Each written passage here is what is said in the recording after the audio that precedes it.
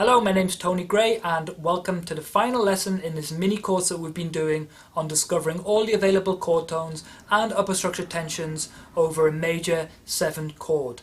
Now this is going to be lesson number 7 and I hope you've stuck with all the other lessons. These are really beneficial lessons. They're very fundamental and often get overlooked, but they have huge benefits and importance to your growth as a musician, especially as an improvising musician. And I don't like to practice anything unless I know the real functionality and benefit of doing it. And as fundamental as these lessons are, trust me, there are so many benefits, and I've explained in each lesson those benefits, and this lesson's no exception. I'm going to quickly go through all the benefits just in case you're joining us on this lesson. And basically it starts with being a great technique exercise, and having a great technique is so important because we don't want to be restricted by anything other than our imagination. So it's really important to have a good solid technique. It's a great fingerboard awareness exercise. We've been moving all over the fingerboard because we've been playing these patterns in all keys. It's really important to understand your instrument and understand all of the notes and all the different positions, so it kind of unlocks a lot of doors for you there. It's a great ear training exercise because we really get to hear how the chord tones and upper structures sound against the chord. Like I said, we've been playing it over a cycle 5 major 7 progression, so we can really hear how those chord tones and tensions work. It gets us away from playing those vertical patterns when we're improvising from the root. Especially as bass players, we have this problem. We always kind of seem to gravitate towards the root. So these lessons are giving us other options to start from different chord tones and upper structure tensions. We're going to see some patterns, some little triads and 4-note chords that we can play that contain all the chord tones and tensions. So it's really good to give you ideas for different kinds of vocabulary. And it's also a great exercise that's going to improve your sight reading, because we've been doing a lot of position shifts, and when you're reading a passage of music that has a lot of range, you know, we can start to develop an instinctive way of shifting position to get into a higher register. Really important part of these lessons too.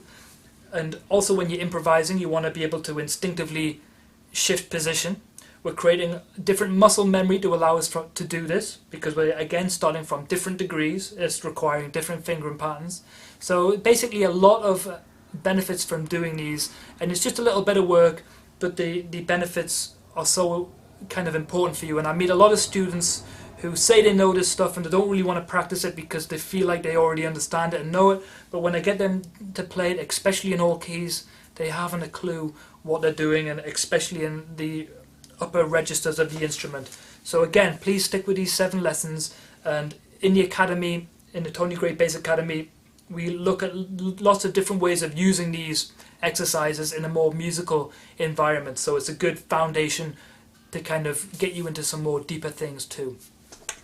So the pattern for these exercises, or this exercise, we're going to start this time on tension 13. So the order of notes ascending will be 13, root, major 3rd, 5, major 7, tension 9, and we're going to end the pattern ascending on tension sharp 11.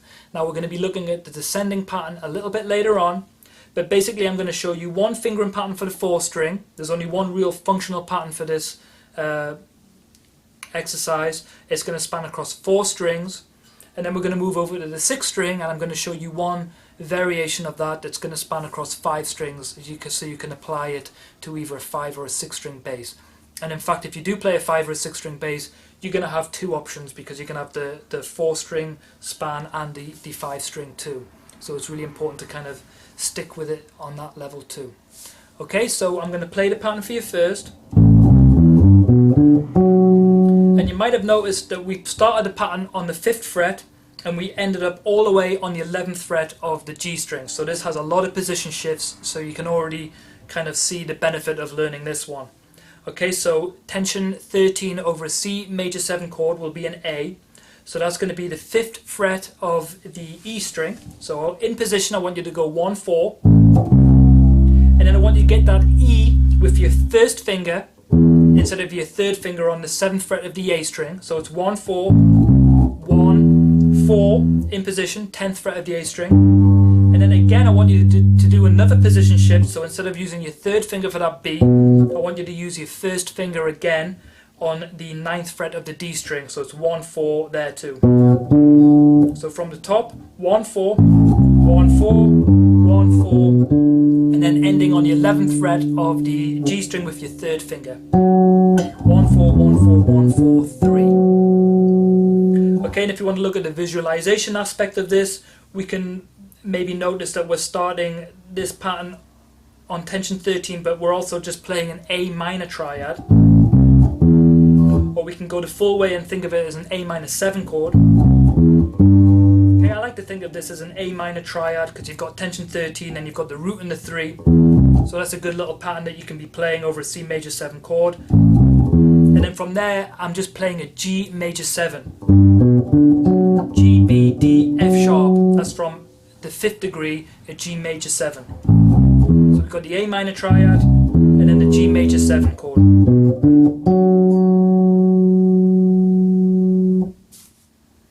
So now I'm going to show you the variation of this pattern starting on tension 13, ascending on the 6th string bass, but basically it's good for a 5 or a 6 string bass as it spans across 5 strings. Okay, so we're going to start this pattern on the 10th fret of the B string with our 4th finger. I'll play the pattern for you first. So it has one position shift. It's again another cool way of just moving around your instrument in a more economical way, so you're not doing these big stretches. So again, 10th fret of the B string, 4th finger, 4 in that position, 2, 8th fret of the E string, so it's 4, 2, then move over to the A string in position 1, 4, and then you can do a position shift for that B where you're playing your 1st finger on the 9th fret of the D string, and from there stay in that position 1, 4, and then ending with your 3rd finger on the 11th fret of the G string.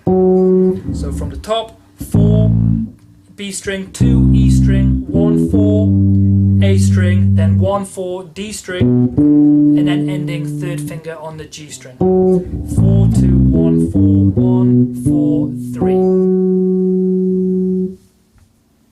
So I'm now going to play this ascending pattern starting from tension 13 over a cycle 5 major 7 progression over all keys, starting with C major 7.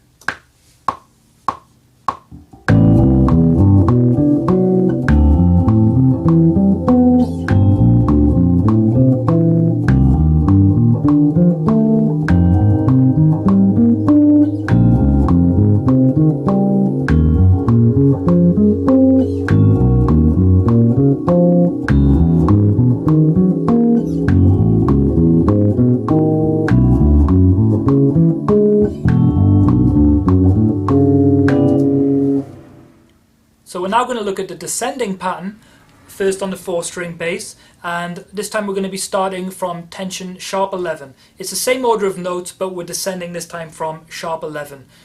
You might not be used to starting a pattern descending from sharp 11, so it's a really good exercise for you to get stuck into. It's the same fingering pattern, but again, you're going to be thinking different, so it's really worthwhile treating both equally and working on both independently. So sharp 11 in C major 7 is going to be an F sharp. And the pattern, if I start on the 11th fret of the G string for that F sharp, we can start with our 3rd finger. And then from there in position 4, 1 on the D string. So that's 12th fret, 9th fret. Position shift, so you can get that G with the 10th fret of the A string with the 4th finger. 4, 1 in position. And then from there, another position shift, so you can get that C with the 4th finger on the 8th fret of the E string, and then we'll end with the 1st finger on the 5th fret of the E string. So it's 3 on the G string, 4, 1, D string, 4, 1, A string, 4, 1 on the E string. 3, 4, 1, 4, 1, 4, 1. So I'm now going to show you the variation over 5 strings of the descending pattern from tension sharp 11. I'll play it for you first. And just as the ascending one, it had one position shift. So we're starting on the 11th fret of the G string with our 3rd finger. So that's 3. And in that position, I want you to go 4, 1. So 12th fret, 9th fret, 4, 1. And then that position shift comes. So 1st finger, 10th fret of the A string, 4, 1. And then we can stay there. 8th fret of the E string for 2nd finger, ending with our fourth finger on the 10th fret of the B string. So 3, 4, 1, 4, 1, 2, 4.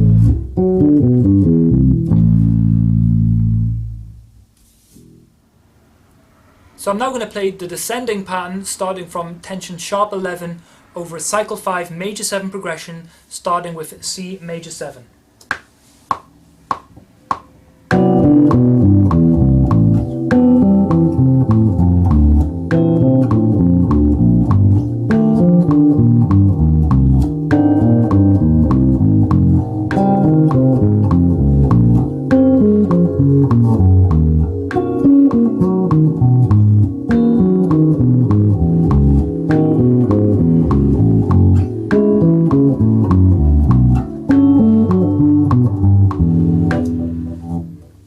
Okay, so I hope you stuck with all of the lessons here.